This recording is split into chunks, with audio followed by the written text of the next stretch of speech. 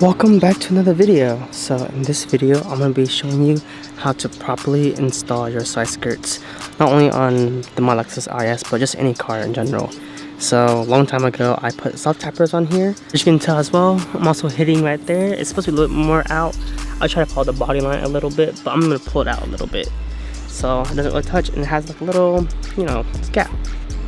But regardless, I'm going to fix that gap as well, and with self tappers it doesn't really hold as well. So what I'm going to do is show you guys how to properly mount your side skirts, not only on, like I said, my IS, but on all cars pretty much, which is going to be removing the side skirts and using bolts and nuts to really hold these in together. Yes, it takes a little bit longer, but hey, it looks better and it will hold on. I know that my self tappers were sagging a little bit in the front, so with the bolts and nuts it would definitely not sag. Let's go ahead and remove the side skirts. And a disclaimer, my car, since I did the wide body, I also cut a lot of remove some bolts and stuff, so it's not like a true proper I guess side skirt removal video, but you might have like a 1 or 2 extra bolts that you need to do. So let's go ahead and tackle this. I'm going to tackle it from the front to back. So of course the first thing is going to be the bolt holding in the fender liner into the side skirts. And that bolt's right here. It's 10 mil all the way out, so it's just 10 mil. And then we remove that first, and then pretty much it's like one back there, another 10 mil holding the fender liner, and just 6 little push clips in, and that's pretty much it. And then there's one more push clip in the front that holds the fender liner as well, which I think mine, I don't have it, but we'll see. And that's pretty much how you remove the side skirt. It's really easy. Oh, and the door piece. And that's pretty much it. It's pretty easy. So let's go ahead and remove this piece first. It's kind of hard to see, but there's one very small one right under here. I wish I could show you, but there's like one right under here. It's very small. Let me take it out and show you. So here's that small push clip, and then the rest, there's 6 more that's really big, pretty much like this. It runs on the car. I wish I could show you, but my lens and my camera is too big, so I'm gonna do my best to show you after it, but I'll try to do my best to fit the camera under. Let's go ahead and tackle the 6 under. No foam cam so you can see it better. It's right here. That's what it looks like. You see? And it's pretty much 6 of it. I removed that one. There's one here, and going all the way along, and then one there. That's what it looks like. Just gotta pick that out. So here's that clip. Pretty hard to remove up, and there's pretty much 6 of these that runs around it. So what I pretty much use is one of these little pick tools. I kind of get under it and lift it up, and then I use a regular pry tool to remove it. That way it doesn't damage it. I did have a hard one earlier and I kind of damaged it, but just do your best not to damage it because you gotta reuse these. So go ahead and get the rest of the 6 out. But for the door piece, all you want to do is get like a little flathead, or not flathead, but like you can use a flathead screwdriver, but I don't really prefer it because it scratches your paint. Use like a little trim removal tool and just get under it and just push right out. So comes out, and then you can't really see it, but it's a little Phillip head, so just unscrew it. And that's pretty much it, and you just pretty much repeat that to the rear side. All that removed, the last thing left is going to be one more bolt right here for the fender liner, and if you have a bolt underneath with like the mud flaps, you can remove that one too. And I believe there's also one more pin under here as well. Let's go ahead and remove that, and we should be able to pull this out.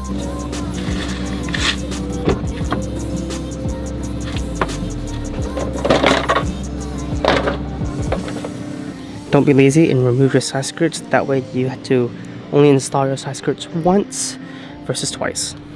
And you see, so that's where the first small push clips are. And you see those big holes where those larger push clips goes. And right here is just where my mud flaps used to sit. I don't have it no more. And usually the fender liner will sit under here too. But because I cut it, I don't end up having it. So we probably have to remove this bolt as well. So enough talking, let's go ahead and put this inside the house. Alright, and since it's inside now, it's super dirty, so hopefully I don't make a big mess. My wife's gonna kill me.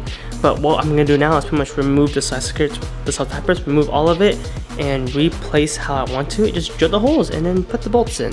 Pretty simple.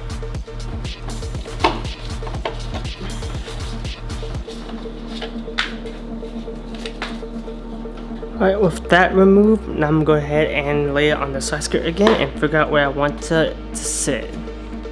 So I went ahead and did one side. That way I have like a mock-up of what I'm trying to do.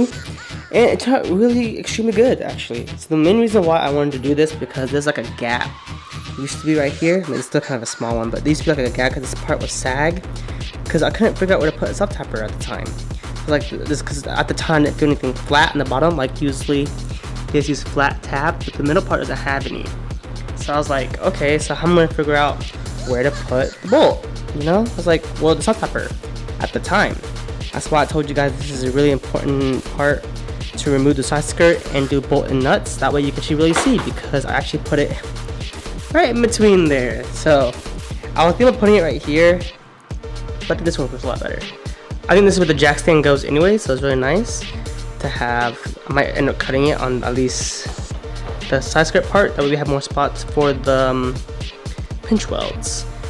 That's how that is. That's how all of it looks. I ended up putting one up here in the front, one in that middle area right in between those gaps, and one on each of the flaps on the side skirt. So it's one here, one there,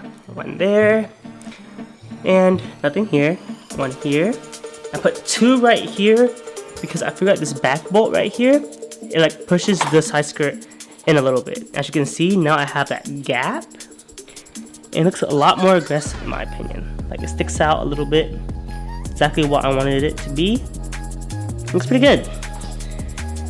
And I also sandwiched them together using I don't use like number 8 and number 10, so I got a number 10 washer from like Walmart, $1 for 33, and I sandwiched them together like that. So pretty much I had the mock-up done. I wanted to try a little bit before I filmed and do the other sides. This side needs to be mocked up right here, but this one looks a lot better than how it was on the sitting on the car. I was telling you that before, that gap's gone because this gap right here really bugged the crap out of me. It looks black, the gap's there because of the black.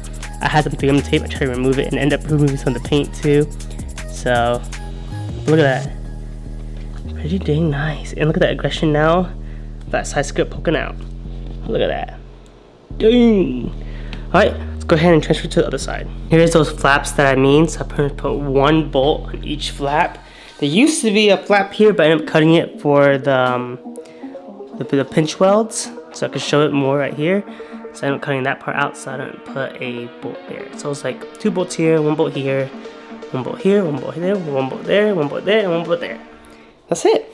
And the best part about having one side mocked up is like copy and pasting. Put next by next and copy and paste it.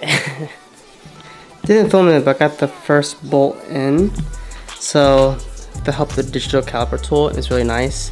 So I did my best to measure like the push from right here, try to copy it over here, and then the distance from that part to here.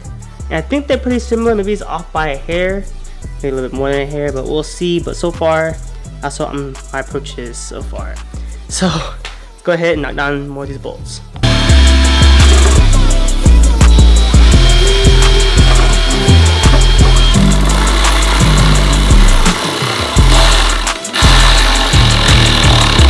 Wouldn't be in my YouTube video if I didn't fail. So this one's still touching for who knows why. I think because this piece broke right here, so it's like coming out a little bit. It's not working as much. But I see this gap right here. But then like, if you see in here, you can see how much is showing out. I feel like I have more showing here on the passenger side than the driver's side. But it's not poking out as much. So, not great. Can't be a car part without a car install without something going wrong. I mean, it still looks okay, so it's not terrible. But it's not as aggressive as the driver's side, sadly. But you get the point. Just gotta drill some holes, and then just move it around as you guys like into your preference. It's all personal preference. So just go ahead and move it around, and I'm gonna put this a little bit longer, and I'll update you guys when I finish. So this is how it looks. I end up pulling the passenger side out a little bit more. As you can tell, it's kind of out a little bit more just to compensate for the back side. As you can tell, I think it touches a lot more because of the crack. So whenever, you can see right there, the crack right there. So if you focus on, There you go. So I think that's why it pokes out. Doesn't poke out as much as this. I think once you fix it, it'll fix it and have almost the same. That's how I marinated it. Got all the bolts and nuts and washers. Put some lock washers on like every other bolt. Sorry I didn't film much, but pretty much all we have to do now is slap on the car. Even though this side's kind of a fail because it's still touching, I'm still really happy with this gap right there, because it used to be like a really big gap. Hopefully I can find a picture. And it used to be really big, so I'm just happy that that's gone. Alright, side skirt's on. It's kind of dark because daylight saving time, so I'll catch this guys up in the next clip, which is be the next day, and you can finally see the side skirts in the daytime. This is how it looks in the sun. This is kind of the perfect side. So the main reason I told you about the gap is finally gone, but there's a small gap right there now. So I don't know if I want to put another bolt, because for some reason putting it back together was harder than taking it off. So, but God, I love that gap. Pretty good. What do you guys think? More aggressive? I love it. So look at that. Ooh. I finally cleaned it up. As you saw, my whole car is dirty, so I cleaned the side skirt. So at least that looks good. So yeah, that's that one. With the other side. The other side, this is the cracked side. So I'm thinking that once I fix that crack, it'll be like this. So it'll sit like that, which is pretty close to how the driver's side sits. So I did a pretty good job by making it even.